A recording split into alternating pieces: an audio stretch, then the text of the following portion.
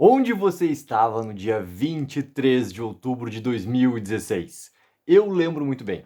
Eu estava simplesmente sentado na frente da minha televisão, era um domingo, estava ansiosamente esperando chegar às 23 horas e 2 minutos na antiga Fox Network, onde simplesmente ia começar o primeiro episódio da 7ª temporada de The Walking Dead, o episódio titulado The Day Will Come When We Won't Be.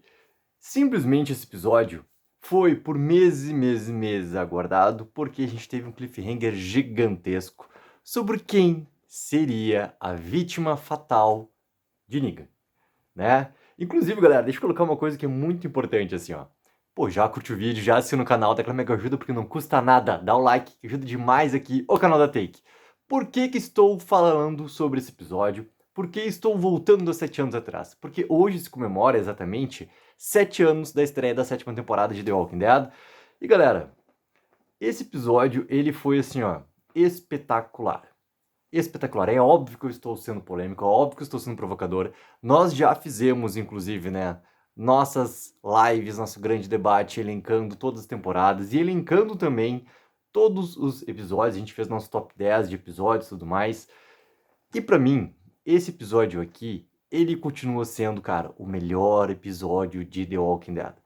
Porque ele conseguiu reunir, né, naquele pouco mais de 42 minutos que ele teve de duração ali, tudo aquilo que eu me apaixonei assistindo essa série.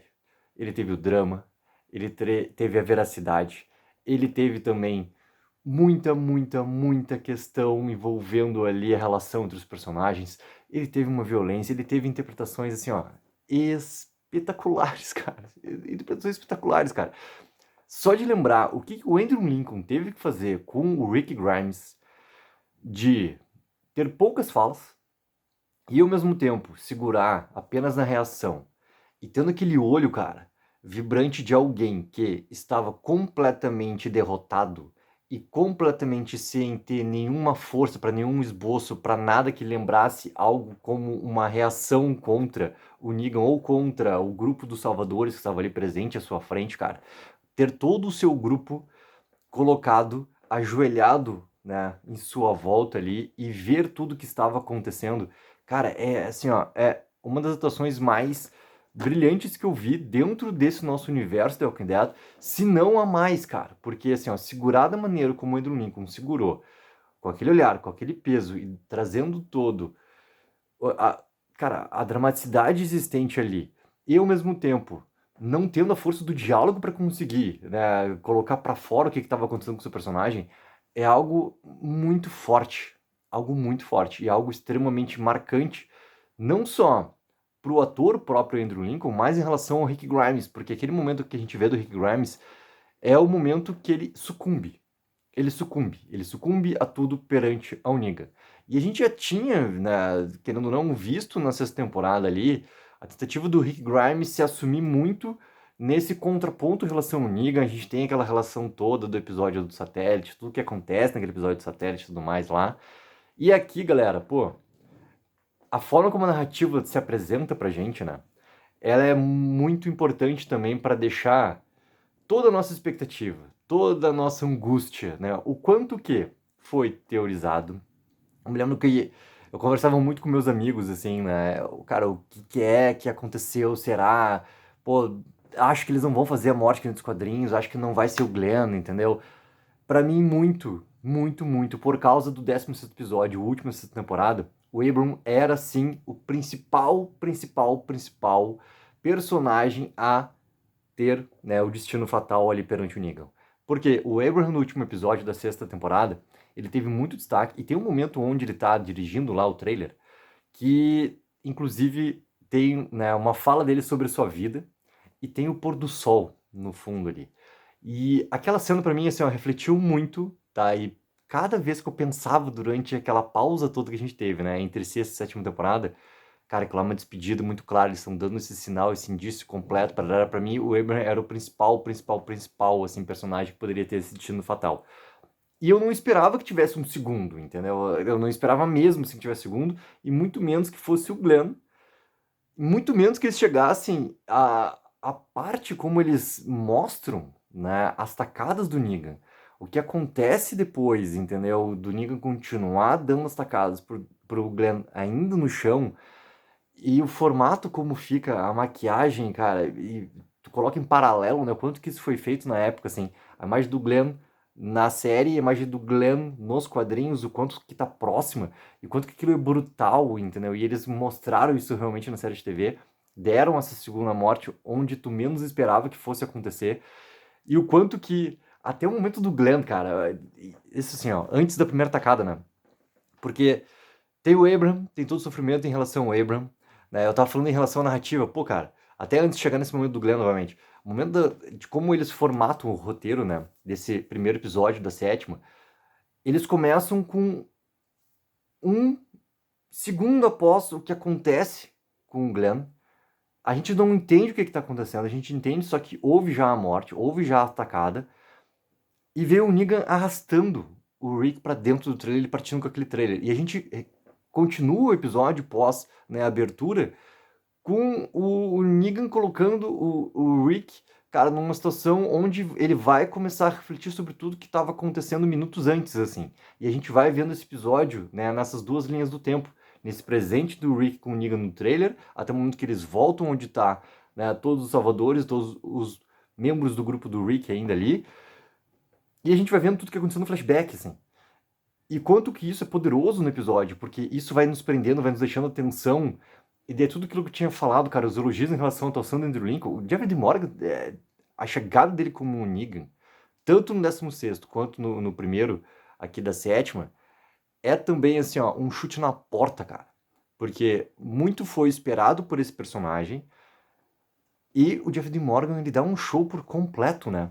E eu sei que não teve a quantidade de palavrões todas que o Negan dá durante todo aquele momento nos quadrinhos ali em relação à série de TV, só que eles conseguiram, né, a permissão para que, por causa da classificação indicativa da TV americana, aquela coisa toda, né, não existia serviço de streaming, galera, existia Netflix já nesse momento, mas não existia MC Plus, entendeu?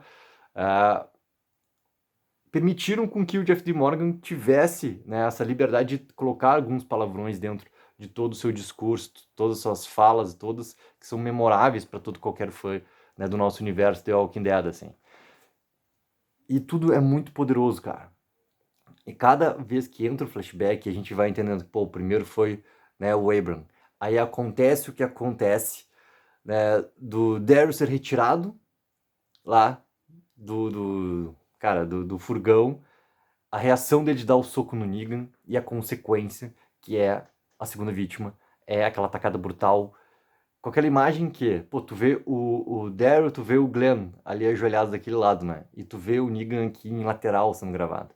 E tu vê isso num plano onde ele apresenta todos esses personagens ao mesmo tempo.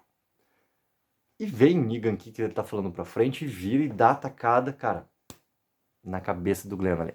Isso já corta, né, pra Meg, isso já corta pro Rick, isso começa a cortar para cada membro do grupo ali. E o quanto que isso também, assim, são imagens que a série conseguiu nos mostrar, dando, cara, uma violência gráfica e ao mesmo tempo deixando assim, ó, cru. É muito cru aquele momento lá. E toda essa crueza toda, né, essa brutalidade toda, amplifica ainda mais que tipo de vilão, ou na verdade, que tipo de homem chamado Negan estava na frente daquele grupo lá. E tudo isso sempre voltando, né, pro momento onde Rick Grimes está completamente, cara, entregue, sem reação, tudo mais. E o episódio ainda acaba com aquele momento, já de dia, né, com o Negan tocando, né, a questão lá da faca pra Rick Grimes escolher e cortar a mão, né, ali do Cal. E daí tudo tava refletindo, né, cara, então será que vai inverter aquela situação toda que se esperava dos quadrinhos do Rick Grimes perder a mão e ele vai ter que tirar a mão do Cal? Mas isso ainda vai acontecer depois da perda do Abram, depois da perda do Glenn. Ainda o Rick vai ser obrigado a, cara, cortar a mão do Cal. E o quanto que essa questão do olhar, né, o Negan deixava muito claro que os olhos do Rick não estavam entregues e que ele só ia parar quando os olhos do Rick realmente mostrassem que ele estava, sim, entregue, ele estava, sim, derrotado, ele estava, sim, aceitando aquela derrota. Ele não estava em nenhuma maneira, né, com o seu olhar ali, tentando provocar um tipo de reação contra o Negan, cara. Então, pô, cara, que episódio, assim, ó, fenomenal. É óbvio que o que acontece depois, né, com a sétima temporada, o que acontece depois com a oitava temporada de The Walking Dead, cara, isso são outros fatores, isso a gente já conversou demais, entendeu? A gente já sabe de tudo isso. Só que esse primeiro episódio da segunda temporada, ele se marcou como um dos grandes, grandes, grandes episódios. E, novamente, pra mim, ele é, cara, o melhor episódio de The Walking Dead, porque ele conseguiu reunir tudo dentro daqueles poucos mais de 42 minutos que a gente teve ali de execução. Que episódio memorável. É um episódio que me deixou, cara, completamente assim, ó, louco para poder conversar depois, né? E daí, pô, tu ia conversar com teus amigos e tudo mais. E eu nunca vou me esquecer, cara, que tinha as lives do Omelete, né? E a live do Omelete, cara, eu guardei demais pra ver a live deles falando sobre o episódio, assim, porque era algo que tu precisava conversar com as pessoas.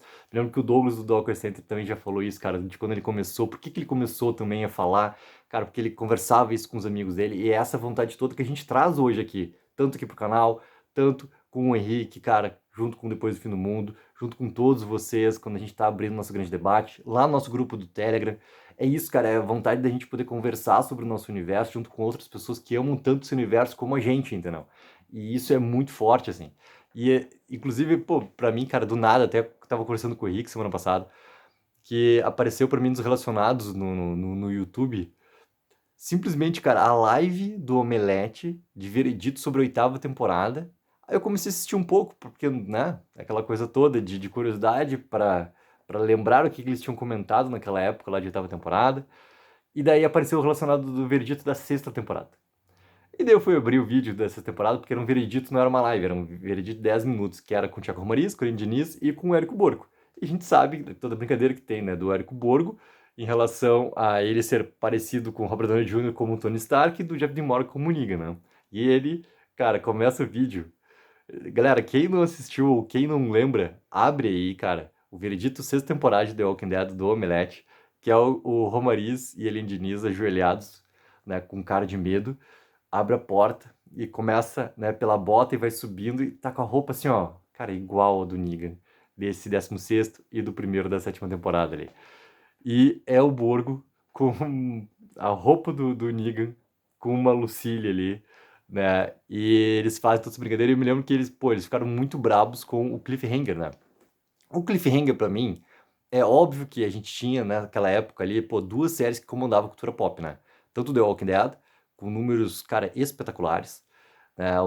Desde a segunda temporada ali, cara, dominando a cultura pop e colocando muito esse gênero dos zumbis, né, para um grande público, e Game of Thrones, né? E tava muito comparado com o Cliffhanger em relação ao Jon Snow, se o Jon Snow tinha morrido, não tinha morrido, não sei o quê, e que The Walking Dead não precisava desse Cliffhanger, assim. Cara, o Cliffhanger, por mais que eu gostaria também de no 16º, da sexta temporada, ter visto quem que tomou aquela tacada final do Abraham, cara, também foi muito importante ter esse momento acontecendo ali, porque nos manteve expectativa, manteve o comentário, manteve tudo, e porque depois ele se justifica num episódio espetacular, que é esse primeiro aqui da sétima temporada.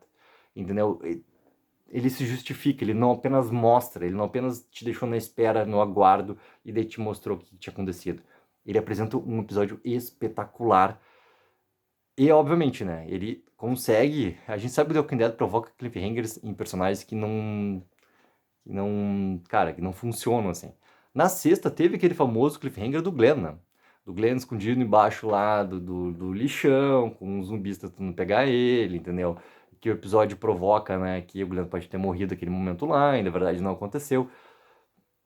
Esse é um exemplo que veio antes do cliffhanger, que é muito lembrado do quê? Pô, fizeram cliffhanger antes pra nada, entendeu? Ele agora provoca de novo cliffhanger, então por que não mostrou? Mas, cara, aí que tá, vou repetir. O primeiro episódio da sétima, ele é um episódio que justifica esse cliffhanger, porque ele entrega algo espetacular, né? Então, pô, galera, eu quero muito saber de vocês. Vocês lembram da primeira vez que vocês assistiram esse episódio que comemora hoje 7 anos da sua estreia? Onde é que vocês estavam? Com quem que vocês estavam? Com quem que vocês conversaram depois, entendeu? Tudo mais. E, pô, o que que vocês acharam, cara, do episódio? Vocês imaginavam realmente que ia acontecer Abraham, ia acontecer Glenn? Quem que vocês achavam que podia ser? Coloque mais nos comentários pra gente poder seguir conversando. E não esqueçam sempre, galera, dá aquela mega ajuda porque não custa nada. Dá o like, que ajuda demais aqui o canal da Take. E aqui, ó, amanhã, 9 horas da noite, eu e meu Henrique estamos de volta com as lives agora dessa última parte, nossa querida 8B de Fear the Walking Dead. 9 horas da noite, ao vivo, junto com todos vocês, pra gente poder abrir tudo mais um pouco sobre esse retorno e o começo do fim de Fear the Walking Dead, certo? Take 04, viva o sonho aqui.